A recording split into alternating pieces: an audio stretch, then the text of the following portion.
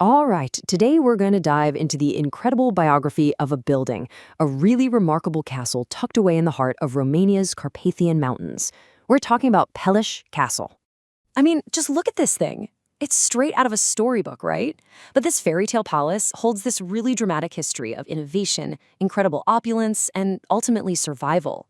So it makes you wonder, what does it actually take for a castle to survive a whole century of war, revolution, and neglect? So where does a story like this even start? Well, not with bricks and mortar, but with a vision. This one belongs to King Carol I of Romania. When he first laid eyes on this place back in 1866, he just fell completely in love with the amazing mountain scenery. And right then and there, he started dreaming of building a royal summer retreat for his new dynasty. And let me tell you, he did not waste any time. Just a few years after that first visit, the land was bought, the estate got its name, and the foundation stone was officially in the ground. The king's Carpathian dream was really starting to take root. Okay, so he has the dream. But turning that dream into a reality, that was a whole different ballgame. Building Peleș wasn't just about throwing up a castle. It was about creating a total wonder of its time. King Carol wanted something completely original, a grand palace that was also a technological marvel. And get this is probably its most mind-blowing innovation. From the very start, Peleș Castle had its own power plant. This made it the world's first castle to be fully powered by locally produced electricity. I mean, for the 1870s, that was absolutely revolutionary. Now, a vision this big, well, it's going to need a pretty ambitious budget, right? The cost was a staggering 16 million gold lei. In today's money, you're looking at well over $120 million. Just a massive, massive investment to get this national monument built. So who actually built this marvel? Well, Queen Elizabeth's own journal paints this incredible picture of a truly international effort. She wrote about Italian masons, German and Hungarian carpenters, stone carvers from the Czech Republic, describing this joyful mix of people speaking 14 different languages, all working together. The king wasn't having any of it when architects showed him plans that just copied other European palaces. Nope, he wanted something totally unique. The final design was a style called Neo-Renaissance, which is this romantic blend of elegant Italian lines and strong German aesthetics.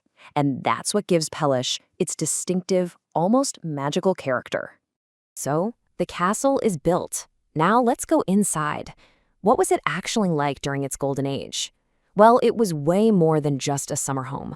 It became a stage for European history, and this powerful symbol for the entire Romanian nation. And the castle's importance just shot through the roof in 1893. That's when the future King Carol II was born right inside its walls. King Carol I proudly called it the cradle of the dynasty, cradle of the nation, tying his family's future directly to the country's destiny.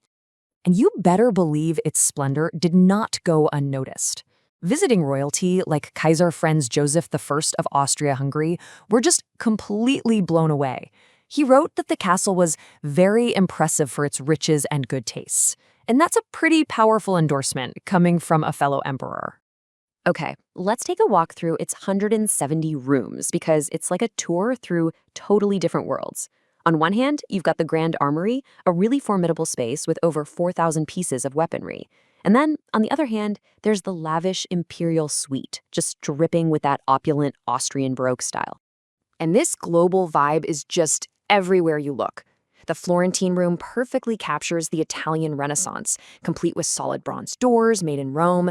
But then, just a few steps away, the Moorish Salon transports you to North Africa, with its mother-of-pearl furniture and even an indoor marble fountain. But of course, a golden age like that, well, it couldn't last forever. The turmoil of the 20th century cast a long, dark shadow over Peleș, pushing it from being a royal jewel into a time of deep uncertainty and, sadly, neglect. And the big turning point? That came in 1947. After King Michael I was forced to abdicate, the new communist regime took control of all royal property. In a single moment, the castle was seized. And what followed was just this slow, quiet decline.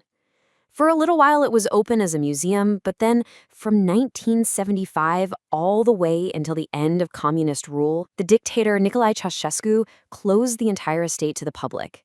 The castle and its grounds just fell silent, completely hidden away from the world. Just look at this. The castle fell silent, blanketed in snow. You can almost feel the cold and the isolation in this picture. The vibrant international place it used to be had become this frozen, forgotten relic.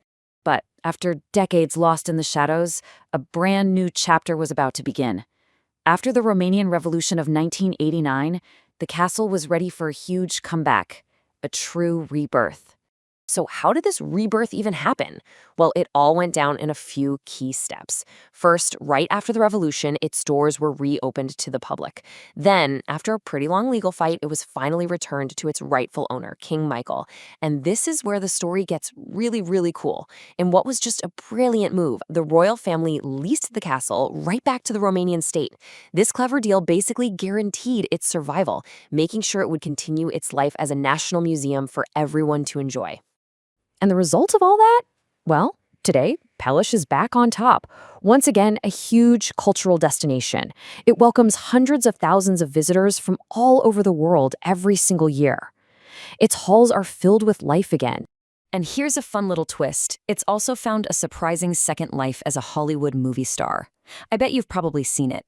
Its grand exterior shows up in a whole bunch of popular movies, especially those Christmas movies, where it often stands in as the perfect royal palace.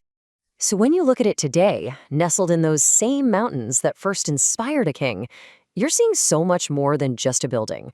You're seeing a story of incredible resilience.